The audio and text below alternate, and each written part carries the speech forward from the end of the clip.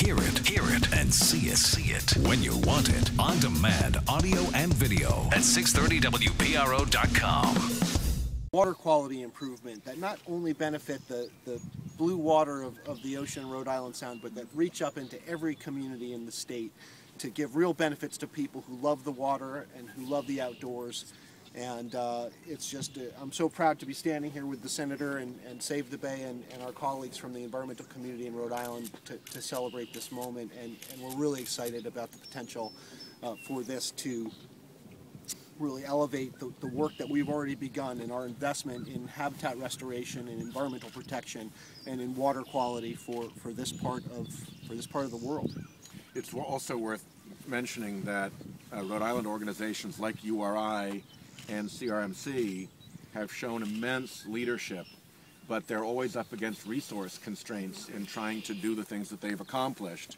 And this will provide resources that CRMC and URI will be able to access in order to continue to do the great work that they've done on, for instance, the Special Area Management Plan that has accelerated our offshore wind farms that will be developed in Rhode Island. In the hands that it's in, it seemed like it was a really dead letter, and yet, surprisingly and amazingly, we found this opportunity by connecting the rebuilding of the Gulf environment in the wake of the Gulf oil spill, the fines and penalties that those who broke the law down there are going to have to pay, and the creation of a national endowment for the oceans all together into a strong package. And I want to recognize Save the Bay and the Nature Conservancy and CRMC through its Coastal States organization was a great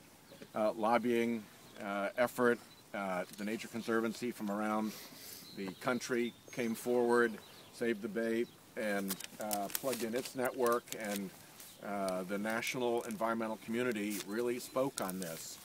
And what you ended up with was 76 aye votes in the Senate for this environmental measure. And just that day, we were hoping for 60. And we didn't really have them all pinned down. We thought we had them, but there were people who were wobbly, and we were betting on them coming through.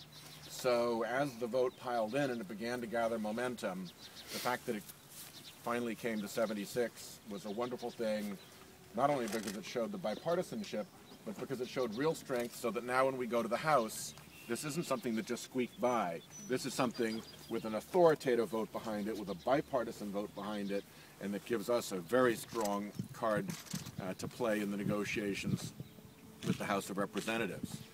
There's always the chance that, as the Speaker has suggested, he's just going to take up the Senate bill, which would be the best of all possible worlds. But even if that's not the case, we have a very, very strong hand to play.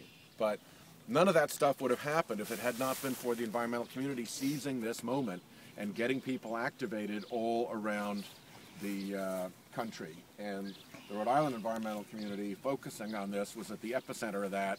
So we're here to celebrate the unlikely happening of a major piece of environmental legislation, the first really significant piece of legislation for our oceans in many, many years, at a time when it was thought unlikely, and also the immense effort that the environmental community led out of Rhode Island performed in order to make this happen. So thank you, and well done. Bay, John Torgan, formerly of Save the Bay, now the Nature Conservancy. What have we got here? Steve, you're looking at the future. This is a juvenile oyster, something we haven't seen in a long time this far up in the bay, and it's a great sign because it says that our investment in water quality and in restoration makes a difference, and that we now have the potential to get these things to grow throughout Rhode Island's waters again. Are these healthy? Yes. Well, the oysters are doing pretty well.